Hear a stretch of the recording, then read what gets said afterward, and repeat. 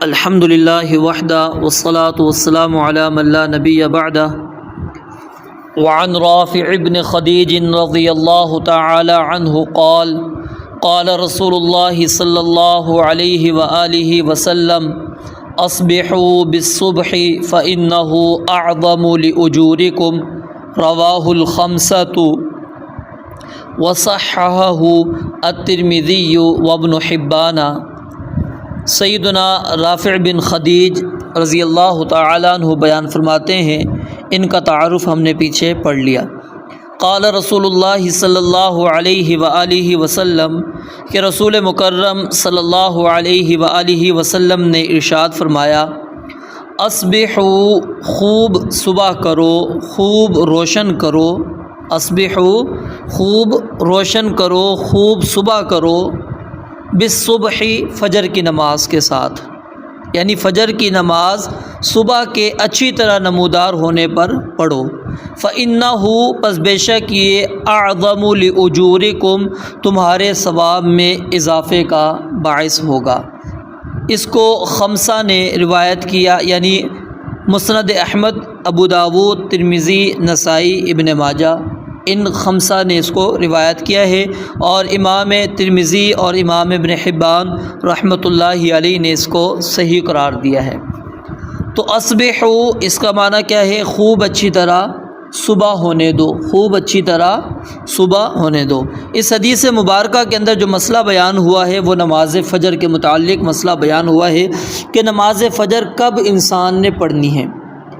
Number ایک، نماز فجر انسان نے اس وقت پڑھنی ہے جب اچھی طرح یقین ہو جائے کہ صبح صادق جو ہے طلوع ہو چکی ہے، صبح صادق طلوع ہو گئی ہے، یعنی طلوع فجر ہو چکا ہو، اس کے طلوع ہونے کا یقین ہو، اس کے بعد نماز فجر پڑھنی چاہیے۔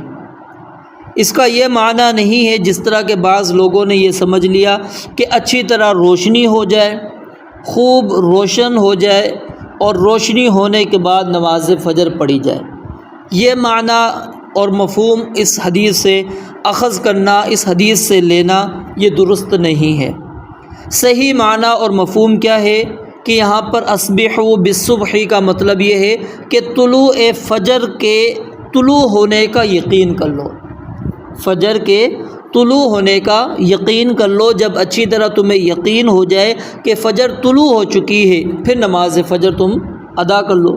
جیسا کہ پیچھے آپ نے روایت پڑھی تھی، اس میں کیا تھا؟ عشاء کی نماز کا وقت آدھی رات، پھر اس کے بعد فجر کی نماز کا وقت آیا تھا۔ اب درمیان میں وقت نہیں ہے، تو اس لیے کیا ہے، اس وقت کو کلیئر کرنا ہے، واضح کرنا ہے۔ اور پھر وہ آپ نے پیچھے روایات کے اندر مزید وضاحت کے ساتھ بھی وہ پڑھی تھی کہ آپ نے فجر کی نماز کو کس انداز کے اندر نبی علیہ الصلوۃ والسلام نے پڑھا تھا کہ جب فجر پھوٹ پڑتی تھی اور لوگ ایک دوسرے کو پہچانتے نہیں تھے۔ اور پھر اسی طرح نبی علیہ الصلوۃ والسلام نے فجر کی نماز جو ہے وہ اندھیرے کے اندر آپ علیہ الصلوۃ والسلام نے پڑھائی۔ اور پھر اسی طرح نبی علیہ الصلوۃ والسلام فجر کی نماز سے جب پڑھا کر فارغ ہوتے تھے تو اس وقت اپنے ساتھ والے کو نمازی پہچان پاتا تھا، اور نبی علیہ الصلوۃ والسلام اس نماز کے اندر 60 سے 100 آیات کی تلاوت کیا کرتے تھے۔ ان ساری روایات کو اگر ہم مد نظر رکھیں تو یہی بات ثابت ہوتی ہے کہ فجر کے طلوع ہونے کا یہاں پر مسئلہ بیان ہوا ہے، نہ کہ یہ مسئلہ بیان ہوا ہے کہ پہلے اچھی طرح خوب روشن ہو جائے، روشنی ہو جائے، اس کے بعد آپ نے نماز ادا کرنی ہے۔ اگر آپ خوب روشنی ہونے کے بعد نماز فجر ادا کرتے ہیں، پھر آپ 60 سے 100 کے درمیان آیات پڑھیں، اتنے تو سورج طلوع ہو جاتا ہے۔ پھر یعنی اچھی طرح جب روشنی ہو جائے، خوب روشنی ہو جائے۔ اصبحوا بالصبح، اس کا ترجمہ پھر کیا کریں گے ہم؟ اچھی طرح خوب روشن کرو، یعنی دن بالکل روشن ہو جائے، اندھیرے نام کی چیز موجود نہ ہو، اس وقت فجر کی نماز پڑھو۔ اس کے بعد پھر آپ 60 سے 100 آیات پڑھیں، اور اس قرات میں جو آپ کو پہلے بھی بتایا کہ آہستہ قرات مراد یہاں پر، یعنی یہ جلدی پڑھنا مراد نہیں، آہستہ آہستہ قرات کو پڑھنا ہے۔ تو لائیے پڑھیے، پھر آپ اس کے بعد اتنا وقت نکالیے کہ طلوع فجر کے بعد اچھی طرح یعنی صبح ہو جانے کے بعد آپ نے نماز پڑھی، اور نماز ہونے کے بعد جب آپ کی نماز ختم ہوئی تو سورج ابھی طلوع نہیں ہوا تھا، اکثر ہو جائے گا، تو یہ معنی اس کا نہیں ہے جس طرح کے لوگوں نے اس کا معنی اور مفہوم یہ سمجھا ہے، یہ معنی اس کا غلط ہے۔ اس کا معنی کیا ہے کہ طلوع فجر کے ہونے کا یقین کرو، فجر کے طلوع ہونے کا یقین کر لو۔ اگر تم یقین ہو جائے تو پھر اس وقت تم نماز پڑھ لو۔ کیوں؟ فَإِنَّهُ أَعْظَمُ لِأُجُورِكُمْ، کیونکہ اس وقت نماز پڑھنا یہ تمہارے اجر کا باعث ہے، اس کا اجر کے باعث میں اضافے کا باعث، یعنی اجر تمہارا عظیم ترین ہوتا چلا جائے گا۔ علماء کہتے ہیں جتنی آیات پڑھی جائیں گی نماز لمبی ہوگی اور اتنا آپ کا اجر کیا ہوگا؟ بڑھ جائے گا۔ تو اس حدیث کے اندر سے جو مسئلہ ثابت ہوا وہ مسئلہ کیا ہے؟ اس کو نماز فجر کو جلدی پڑھنا مراد ہے، نہ کہ نماز فجر کو دیر سے پڑھنا مراد ہے۔ تو امام ترمذی رحمۃ اللہ علیہ فرماتے ہیں کہ امام شافعی اور امام احمد اور امام اسحاق ان کا کہنا یہ ہے کہ اسفار سے مراد فجر کی نماز کو دیر سے پڑھنا نہیں بلکہ طلوع فجر کا یقینی ہونا ہے۔ امام ابن حبان رحمۃ اللہ علیہ کا بھی یہی کہنا ہے، اور بعض ان کا خیال یہ ہے کہ نماز کا آغاز تو اندھیرے میں کیا جائے لیکن تلاوت اس قدر زیادہ کی جائے کہ سلام پھیرنے کے وقت خوب روشنی ہو جائے۔ تو سیدنا عثمان رضی اللہ تعالیٰ عنہ کے بارے میں ہے کہ وہ فجر کی نماز میں سورہ یوسف کی تلاوت فرمایا کرتے تھے۔ اب آپ اندازہ لگا لیں تو کیا فجر کی نماز وہ خوب روشنی ہونے کے بعد پڑھتے تھے پھر سورہ یوسف کی تلاوت کرتے تھے؟ تو ان بیانات سے بالکل یہ بات واضح ہو گئی کہ فجر کی نماز کا جو آغاز ہے وہ صبح صادق کے نمودار ہوتے ہی انسان کو کر دینا چاہیے۔ اب جو یہ روایت آپ نے پڑھی یہاں پر رافع بن خدیج رضی اللہ تعالیٰ عنہ سے، یہ حدیث جو ہے متعدد طرق سے مختلف الفاظ کے ساتھ مروی ہے۔ محمد بن اسحاق کے طریق سے مروی روایت کے اندر اسبحوا کی جگہ کیا الفاظ ہیں؟ اسفروا کے الفاظ ہیں۔ تو ان دونوں کے الفاظ کا مفہوم ایک ہی بنتا ہے۔ اسفروا کا ایک ترجمہ یعنی یہ بھی کیا جاتا ہے کہ جب اندھیرا ختم ہو جائے، ٹھیک ہے، اور روشنی شروع ہو جائے، یعنی کہ اندھیرا اور روشنی کے درمیان والا جو ہے راستہ، یہ مراد ہے۔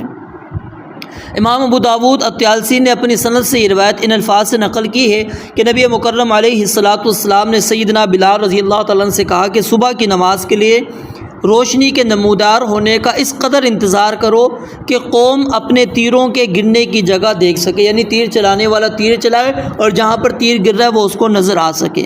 لیکن اس روایت میں جو امام طیالسی کے شیخ ہیں ابو ابراہیم، ان کے بارے میں کچھ بھی معلوم نہیں ہے کہ یہ کون ہے، تو جب تک ان کا ثقہ ہونا ثابت نہیں ہو جاتا تو اس روایت کو بطور حجت نقل کرنا کیا ہے؟ درست نہیں ہے۔